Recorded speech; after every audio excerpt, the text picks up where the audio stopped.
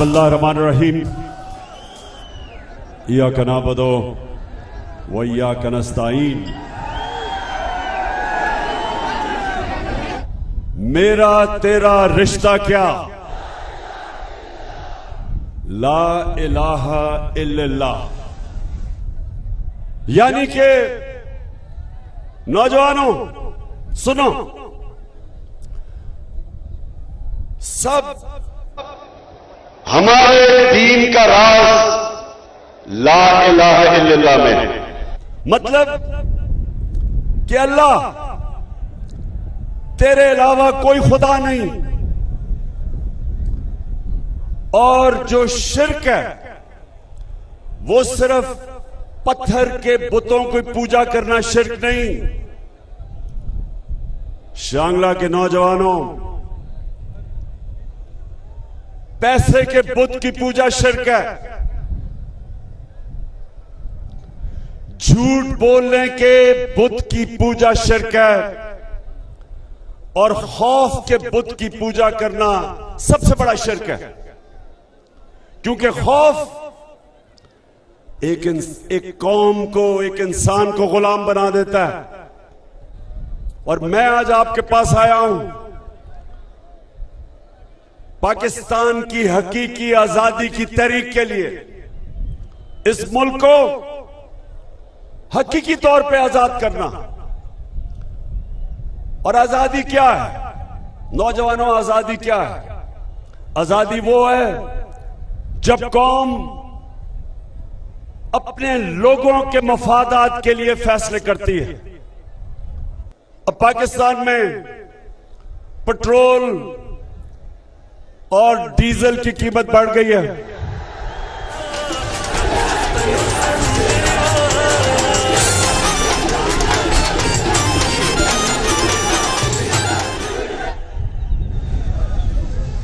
Petrol और फजलुर रहमान की कीमत बढ़ गई है। 30 रुपए लीटर कीमत बढ़ गई है। हिंदुस्तान ने चंद रोज पहले 25 रुपए लीटर कीमत कम की है। क्यों?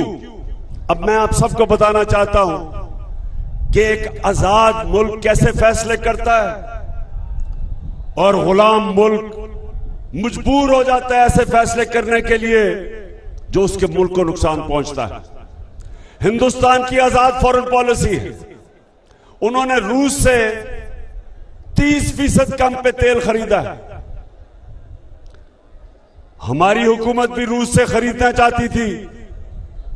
साजिश के तहत हमारी हुकूमत चली गई। अब ये अमेरिकनों के गुलामों की हुकूमत ने अमेरिका से डर के रूस से 30% तेल कम कीमत पे इसलिए नहीं ले रहा कि अमेरिका से इजाजत नहीं मिली। उसके नतीजे में कौम के ऊपर अवाम के ऊपर महंगाई का बोझ पड़ना शुरू हो गया। जब डीजल और तेल महंगा होता है, सब कुछ महंगा हो जाता है। इसलिए नौजवानों, हमने अपनी हकीकी आजादी की पूरी तहरीक चलानी है। और फिर से तैयार हो आप? खौफजदा तो नहीं होगे?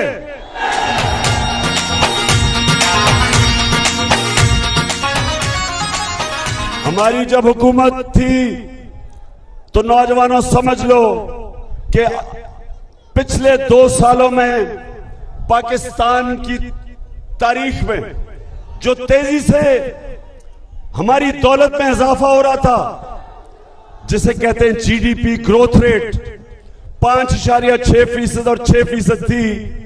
इसका मतलब मुल्क सही रास्ते पे जा रहा था।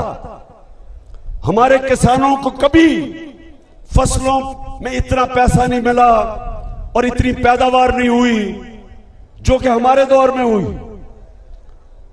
और इंडस्ट्री जिसके ऊपर रोजगार लोगों को मिलता है, हमारे दौर में 50 साल के बाद इंडस्ट्री ने तेजी से तरक्की करनी शुरू की।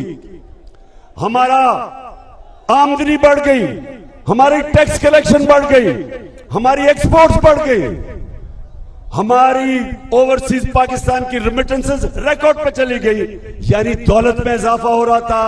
तब इन्होंने साजिश करके हमारी हुकूमत कराई। तो मेरे नौजवानों, अब सवाल यह है कि जो आज हालात हैं, रुपया गिर रहा है, मुल्क की दौलत में कमी आ रही है, महंगाई बढ़ रही है, लोड शेडिंग के रिकॉर्ड टूट गए हैं।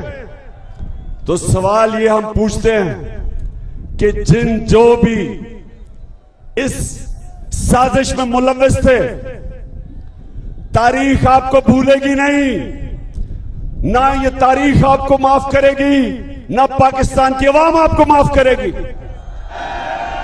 नौजवान जरा सुनो, अब ऊपर आ गए हैं, वो इस मुल्क को तबाही की तरफ लेके जा रहे हैं।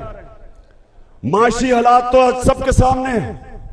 लोगों को खौफ यह है कि मुल्क का दिवालिया निकलने की तरफ मुल्क जा रहा है। जिस तेजी से रुपया गिर रहा है, कर्जे बढ़ रहे हैं, महंगाई बढ़ रही है, अगर इस वक्त ये मुल्क ना संभाला गया और इसका दिवालिया निकल गया, तो मैं आज पाकिस्तान की एस्टेब्लिशमेंट को पैगाम देना चाहता हूं कि सोवियत यूनियन दुनिया की दो सबसे बड़ी ताकतें थी, अमेरिका और सोवियत यूनियन।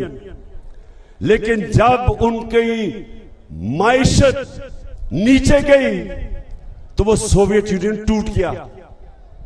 फौज, उनकी तकड़ी फौज उनको इकट्ठा नहीं रख सकी।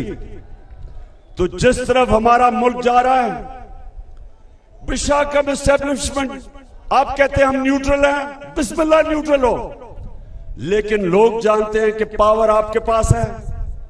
और कौम अगर इस तरफ नीचे, जिस तरफ ये लेके जा रहे हैं, जो चोरों का टोला मुल्क को नीचे लेके जा रहा है, कि मुल्क नीचे चला जाए और आप कहें हम न्यूट्रल हैं, और ये चोर जो कि अमेरिका की साजिश की वजह से ऊपर बैठे हुए हैं, ये मुल्क का दिवालिया निकाल दें।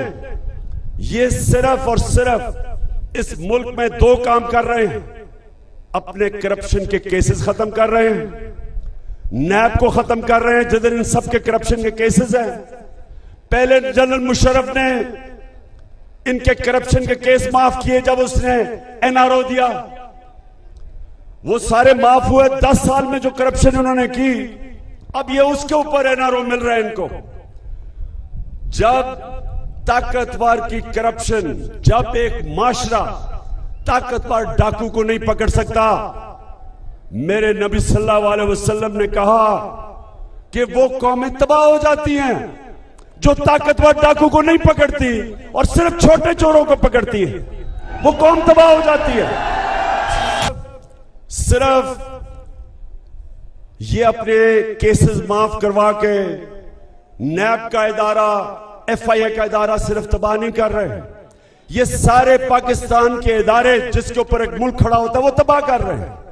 ये पुलिस का गलत इस्तेमाल कर रहे हैं, ये पुलिस का इस्तेमाल कर रहे हैं झूठे केसेस करने पे, एफआईआर करने पे, डराने धमकाने पे, पुरअमन एहतजाज के ऊपर जिधर औरतें बच्चे थे, इन्होंने जो जुल्म किया, ये सिर्फ पाकिस्तान में एक दफा हुआ था जो मुझे याद है, जब एमआरडी, पीपल्स पार्टी की एमआरडी की मूवमेंट थी, मिलिट्री डिक्टेटरशिप थी, तब जुल्म किया गया था लोगों पे। ऐसे पुरअमन एहतजाज जमहूरियत में हम सब का हक है, उसके ऊपर जुल्म करना किसी जमहूरियत में इजाजत नहीं देता, किसी जमहूरियत का आईन।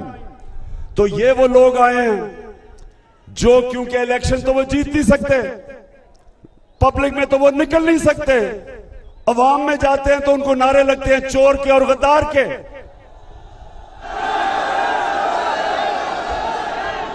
तो इलेक्शन तो ये जीत नहीं सकते।